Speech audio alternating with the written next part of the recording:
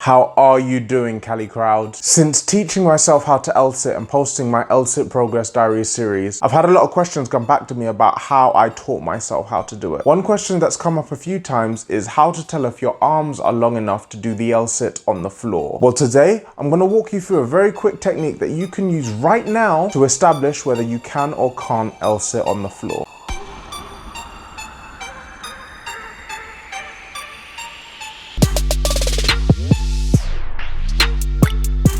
If you would like to be part of the motivating and helpful community that is Cali To The Crowd, be sure to smash that subscribe button and ring the bell as well so that you never miss out on a Cali To The Crowd video. If you know how to L-sit or you're learning how to do it, you've probably come across the difficulties of trying to push yourself off the floor. Part of the challenge is creating enough space between your hands and your legs so that you actually come off the ground. A lot of people really struggle with this, which leads to the complaint that L-sitting on the floor is just impossible for them. But I'm gonna walk you through a very quick way that you can establish whether or not you have the arm length to perform the floor L-sit. Jumping straight into it, all you really need is something to sit on. The setup is very simple. You're gonna sit down, holding a neutral spine, and drop your arms down by your side, palms facing the floor.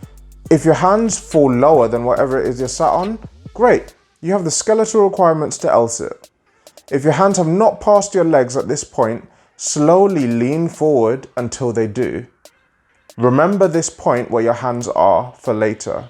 If you cannot keep your spine neutral while doing this and your back begins to round, you'll need to work on your pike flexibility, so the ability to bring your chest to your legs, which I'll get onto in another video. Now we've established that our arms are long enough to drop past our legs, how do we build up the strength to perform the L-sit? Well, this is one of those examples where the test becomes the exercise. What we're going to do is sit on the ground with our legs out in front of us and slightly raised. We need to place your hand in the same point where we discovered your hands drop past your legs. At this point, we're going to push up from the ground and hold it there. To do this properly, there's a few cues you're going to need to remember. You're going to need to keep your scapula squeezed and together, so keep those shoulder blades away from your ears. We want our chest loud and proud. We want to make sure our back is not rounded.